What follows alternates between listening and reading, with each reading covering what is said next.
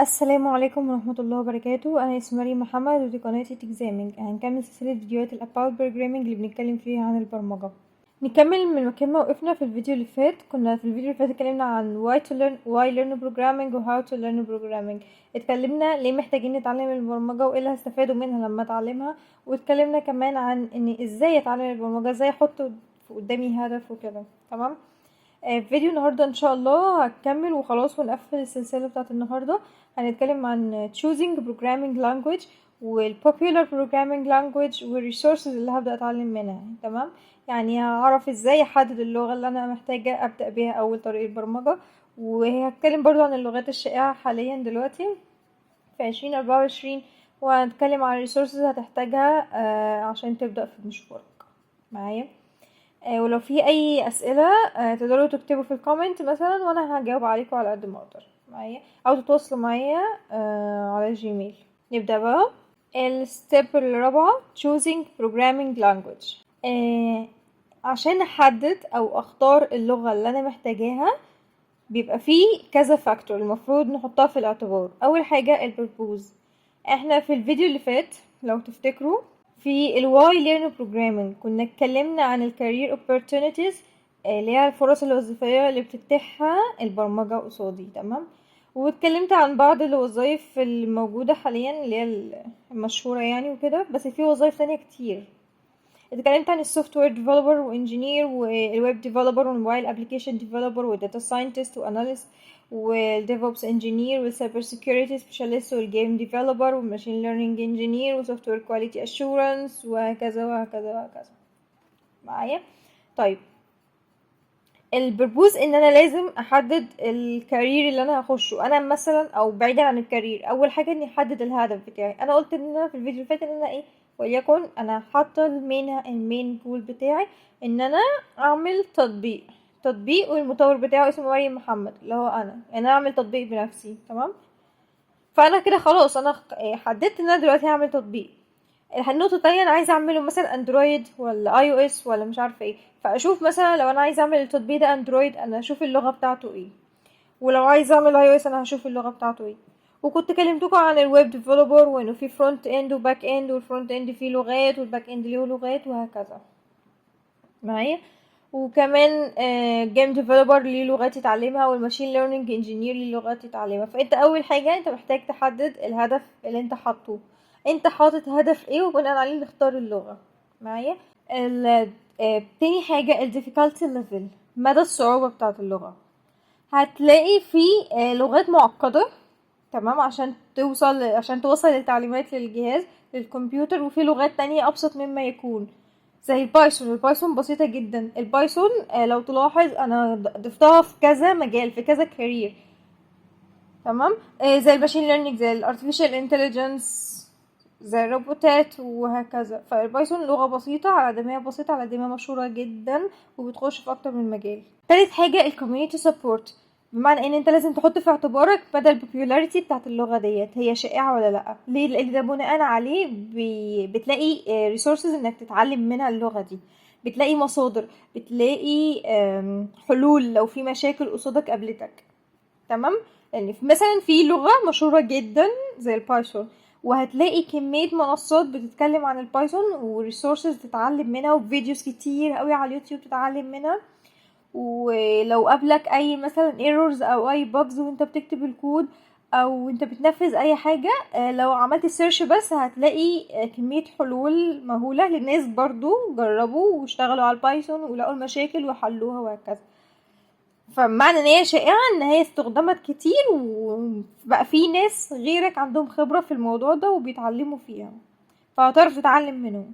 تمام. اما بقى ده غير لما يكون مثلا لغة جديدة، في ناس غيرك بدأوا فيها ومش عارفة ايه، بس هتلاقي فيديوهات اقل بشكل مهول عن فيديوهات لو اللغة شائعة او متعرف عليها على شكل واسع. اخر فاكتور انت محتاج تحطه في اعتبارك وانت بتختار اللغة اللي هتبدأ بيها مشوارك، الجوب ماركت ديموند. بمعنى ايه؟ بمعنى احتياج سوق العمل بتاعك. انت دلوقتي بعد ما حددت هدفك في كارير معين، تمام، او مثلا رايح لشركة اندستري معينة معايا، شوف اللغة اللي مطلوبة هناك ايه. تمام.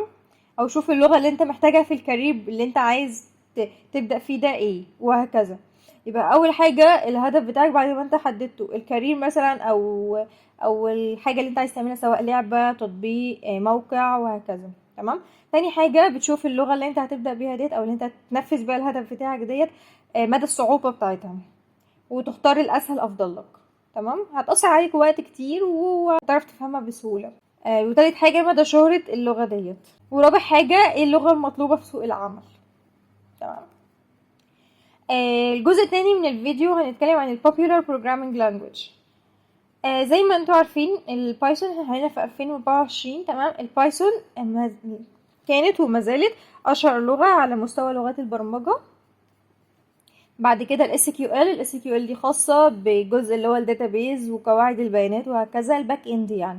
والجافا والسي بلس بلس.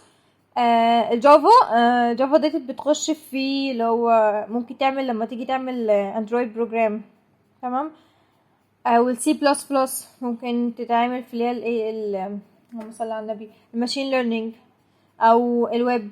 والجافا سكريبت الويب برضو، والسي شارب الماشين ليرنينج برضو، والجي لانج والراست والبي اتش بي والتايب سكريبت والروبي والكوتلين. تمام. فاشهر لغة البايثون، بعد كده ال SQL الباك اند اللي هو الداتابيز، وبعد كده الجافا والسي بلس بلس والجافا سكريبت والسي شارب. تمام. الجزء الثالث learning resources، مصادر التعلم. اخر حاجة في فيديو النهاردة ال learning resources. تمام. اللي هي المصادر اللي هتتعلم منها يعني كده. فطبعا الاكيد ان انت هتتفرج على الاونلاين كورسز، ماشي، ويفضل فري، يعني انت لسه في بداية مشوارك وكده. وطبعا الطبيعي في الباد وفي الفري.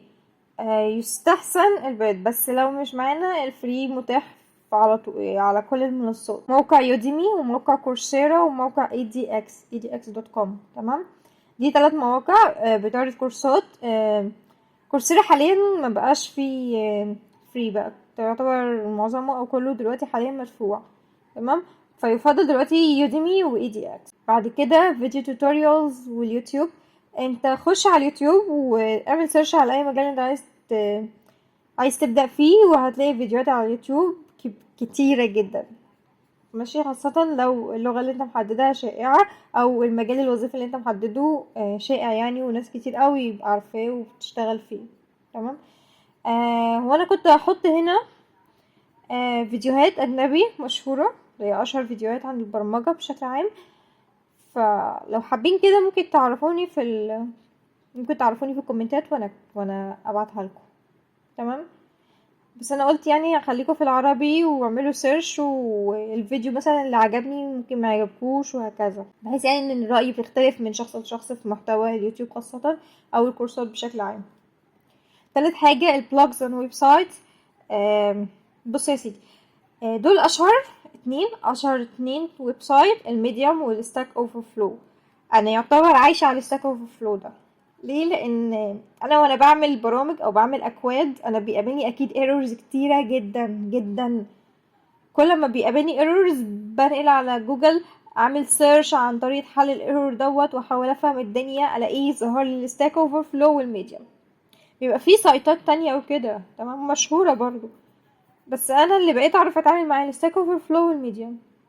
ويعتبر الحلول عليهم معظمهم ده ما كانش كلهم هتلاقيها هناك. تمام. ويعتبر كوميونتي، ممكن تسأل اي سؤال وهتلاقي فيه اجابات، بالذات في ستاك اوفر فلو.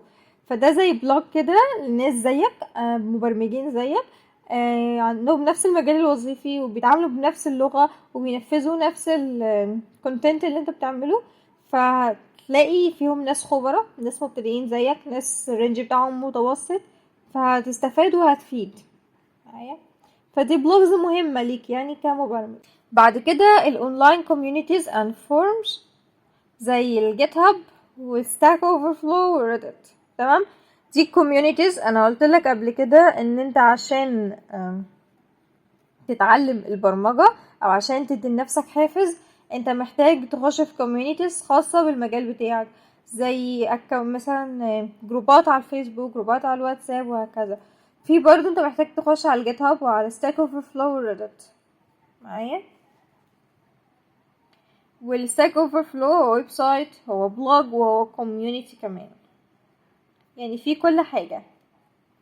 والجيت هاب انت بتنشر عليه مشاريعك وبتنشر عليه شغلك، وبتلاقي برضو ناس بتنشر عليه، وبتعرف تستخدم الريسورسز اللي موجودة عليه وتتعامل معاه في الجروب بتاعك. بس كده، هو فيديو النهارده كان بسيط وسيمبل وسهل وسريع يعني وكده. بس لو احتجتوا فيديوهات على اليوتيوب او ناس مشهوره على اليوتيوب سواء عربي او انجليش، تقدروا تسالوني على في الكومنتات او تبعتولي على على الجيميل، وانا هبعت لكم المصادر ديت. تمام. وبس كده من سلسلة about programming، وبالتوفيق لكم يا رب، ويا رب تحققوا الهدف اللي انتم تارجتينه. وقبل بس ما اقفل الفيديو، ممكن تقرأوا الجملة دي: The key to success is to start before you are ready. انت محتاج تبدأ دلوقتي، يعني ما تكسلش، ابدأ الآن. start now. وشكرا. كان معكم مريم محمد.